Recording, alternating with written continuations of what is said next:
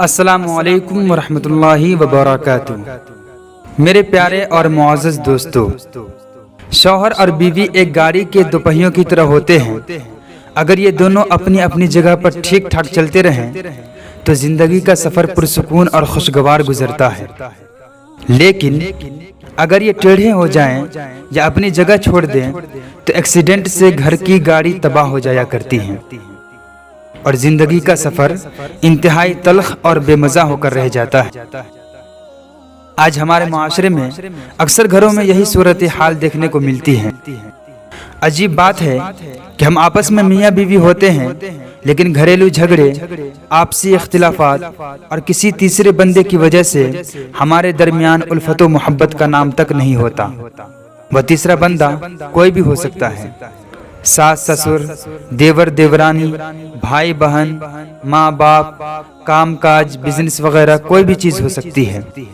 ہم ایک ہی گھر میں رہتے ہیں، لیکن غصہ اور تکلیف کی وجہ سے ایک دوسرے کو دیکھنا گوارا نہیں کرتے، اور بعض گھروں میں تو مار پیٹ تک کی نوبت آ جاتی ہے۔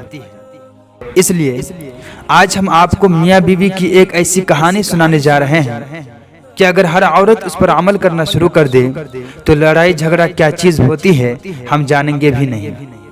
دوستو، ایک خاتون جب بھی اپنے شوہر کے لیے پسند کا کھانا لاتی تو شوہر کہتا اچھا ہے، لیکن میری ماں اس سے بہتر پکاتی ہے۔ بیوی شوہر کو مسکرا کر دیکھتی اور چلی جاتی، اور جب بھی بیوی اچھا پرفیوم وغیرہ لگاتی تو وہ اس سے کہتا کمال ہے، میری ماں کی خوشبو کی طرح ہے۔ وہ بیچاری مسکرا کر رہ جاتی، اور اس طرح اس خاتون نے ساری زندگی ایسے ہی الفاظ سن سن کر گزار دیے، ماں کرتی ہے، ماں کہتی ہے، ماں کا پرفیوم، ماں کا کھانا پکانا وغیرہ وغیرہ۔ بیوی ہر بار مسکرا کر رہ جاتی۔ شادی کے 27 سال بعد ان کی والدہ کا انتقال ہو گیا۔ شوہر اکیلا بیٹھا تھا۔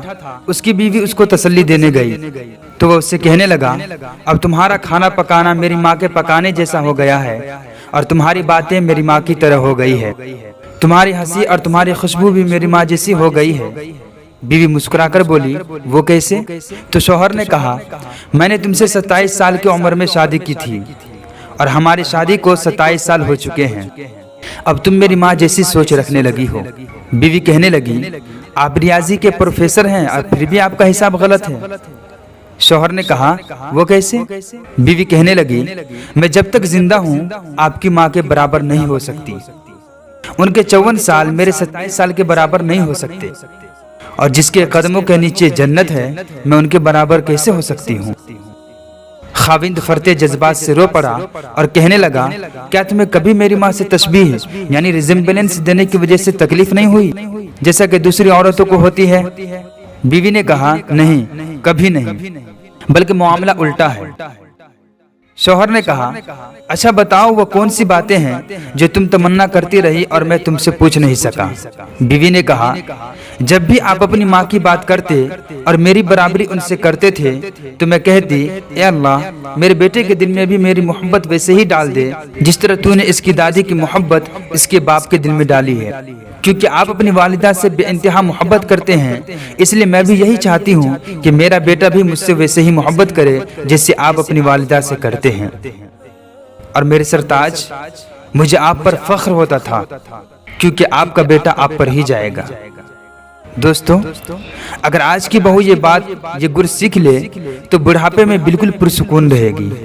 آج کسی کے بیٹے پر قبضہ جمانے کی کوشش کل اپنے بیٹے کو ہاتھوں سے نکال دے گی، کیونکہ یہ دنیا مکافات عمل ہے، یہاں آپ کو وہی ملے گا جو آپ بوئیں گے۔